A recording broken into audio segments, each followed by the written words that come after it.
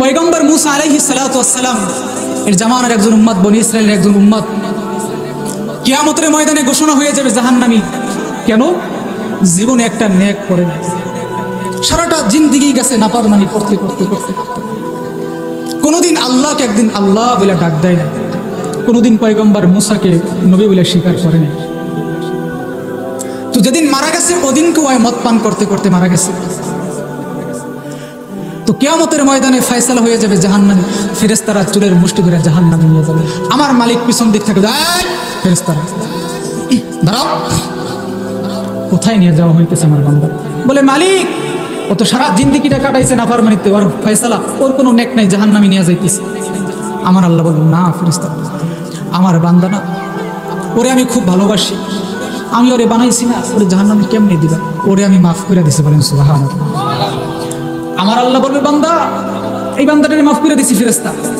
ফেরেশতারা বলবে মালিক, আপনি বান্দারে মাফ করে দিচ্ছেন? বলে হ্যাঁ। বলে কেন? ও তো আল্লাহ আপনাকে কোনোদিন রব বলে স্বীকার করে নাই, আপনার নবীকে মানে নাই, যেদিনকে মারা গেছে ওদিনকে মদ পান করা অবস্থায় মারা গেছে, কেন মাফ করলেন? আমার আল্লাহ বলবে ও ফেরেশতারা রে, আমি রব যা জানি, আমি তো কারিম রব, আমি তো দয়ার মালিক, আমি তো মায়ার মালিক, আমি তো আল্লাহ গফফার, আমি তো আল্লাহ সত্তার, আমি রহমান, আমি যা জানি ফেরেশতা তোমরা তা জানো। আমার এই বান্দা নবী মুসার উম্মত আমাকে আল্লাহ বলে ডাক দেয় না, আমার কুদরতি পায়ে সিজদা দেয়, নাফরমানি করছে ঠিকই, কিন্তু জানো ফেরেশতা, একদিন ঘুমের ভিতরে না ভুলে ভুলে, ইচ্ছাকৃতভাবেও নয়, ভুলে এক কাত থেকে আর এক কাতে যাওয়ার সময় জবান খুলে গেলে বলছিল আল্লাহ, আর সেই ডাকটা আমার কাছে বড় পছন্দ হয়েছে।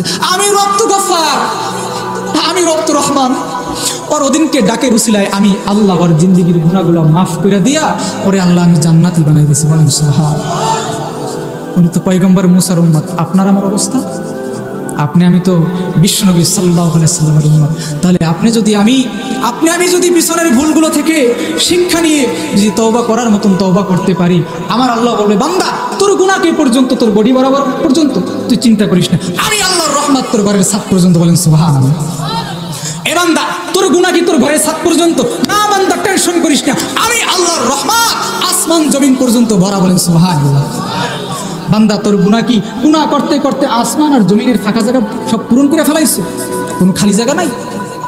তারপর বান্দা লা তাকনাতু মির রাহমাতিল্লাহ, এই বান্দা তুই নৈরাশ হইস না, একবার খালি আইসা আমাকে বলবে আল্লাহ আমি তো বুঝি নাই, আমি নাফরমানি করে ফেলাইছি, আমি জিনা করে ফেলাইছি, আমি কবিরা গুনাহ করে ফেলাইছি, আমি মদ খাইছি, আমি অশ্লীল কাজ করে ফেলাইছি। ও মালিক আমি বুঝি নাই, আমি এখন বুঝছি তুমি আমার রব, তুমি আমার খাওয়ানেওয়ালা, তুমি আমার পালনেওয়ালা, তুমি আমার সবকিছু, তোমার দরজা ছাড়া আমার কোনো দরজা নাই, তোমার রাস্তা ছাড়া আমার কোনো রাস্তা নাই। এভাবে করে যদি আল্লাহকে বলতে পারেন, আল্লাহ বলবেন যা বান্দা যা, তোর জিন্দেগির সকল গুনাহ খাতাগুলো মাফ করে আমি আল্লাহ আমার রহমতের চাদর দিয়ে তোকে ডেকে নিলাম। বলেন না সুবহানাল্লাহ।